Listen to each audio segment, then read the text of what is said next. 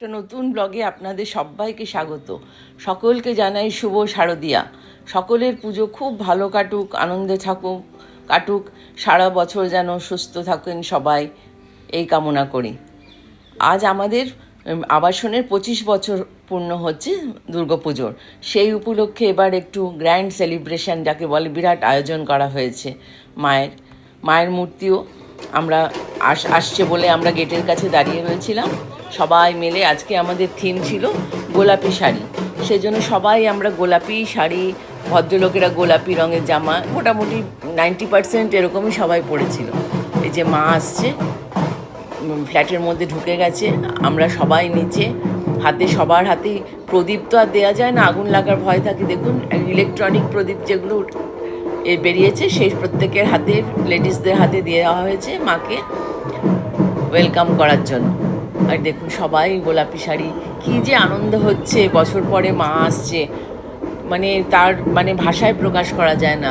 সেই আরেকটা ট্রাকে রয়েছে লক্ষ্মী, কার্তিক, গণেশ, সরস্বতী, আর পুরো ফ্ল্যাটটা একদম আবাসনটা লাইটের আলোকমালায় সজ্জিত, তার মধ্যে ঢাকের আওয়াজ, মায়ের আগমন, সব কিছু মিলিয়ে এক অনাবিল আনন্দের সৃষ্টি।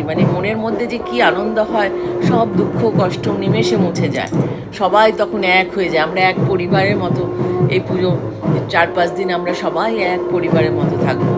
আমাদের দুপুরে মায়ের ভোগ খাওয়া, রাত্রে অনুষ্ঠান, মায়ের সামনে ধনুচি নাচ, গান, নৃত্য প্রতিযোগিতা, আলপনা প্রতিযোগিতা, শঙ্খ প্রতিযোগিতা, সব কিছুই হয়।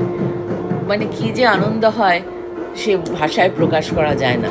আর যেহেতু এবছর 25 বছর হচ্ছে, আর আমি তো শুরুর থেকে রয়েছি, আমার জন্য এটা সত্যিই 25 বছর, জানেন।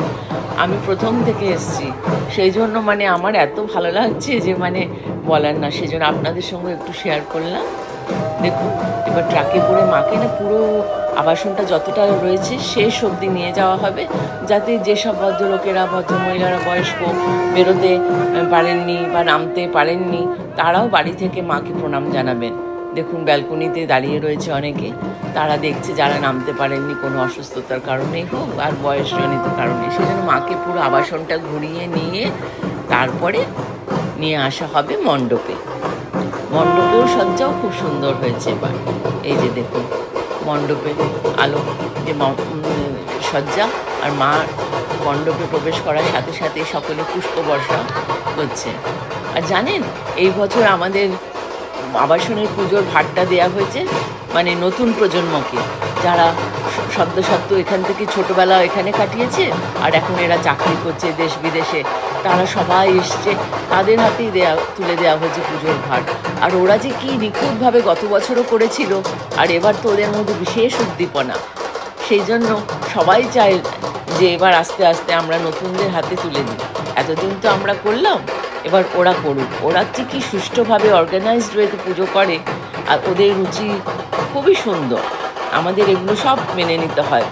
আমরা দেখে অবাক হয়ে যাই যে এই ছোট ছোট মেয়েগুলো, ছেলেগুলো, যারা চোখের সামনে বড় হয়েছে, আজকে তারা পুজো করছে। দেখুন, আলোর মালায় সাজিয়ে দেওয়া হয়েছে পুরো রাস্তাটাকে, দুটো বিল্ডিংয়ের মাঝখানে রাস্তাটাকে আলোক মালায় সাজিয়ে দেওয়া হয়েছে, চারদিক ঝলমল করছে, তার সঙ্গে ঢাকের আওয়াজ।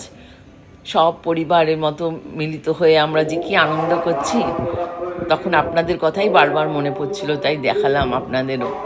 এই পুজোর কদিন আমরা কি আনন্দ করছি না করছি সবই আপনাদের দেখাবো। এই যে এখানে বোধন শুরু হয়ে গেছে, মায়ের আসনে প্রতিষ্ঠিত করার পরে মণ্ডপে এখানে বোধন হচ্ছে, ঠাকুরমশাই বোধনের পুজো শুরু করে দিয়েছে। এই যে দেখুন, খুব সুন্দরভাবে মণ্ডপ সজ্জাটাও হয়েছে, লাল সাদার কম্বিনেশন করে মায়ের মণ্ডপটা সাজানো হয়েছে। আশা করি আপনাদের ভালো লেগেছে। আবার আসবো একটা নতুন ব্লগ নিয়ে, ততক্ষণের জন্য আসি। সবাই ভালো থাকবেন।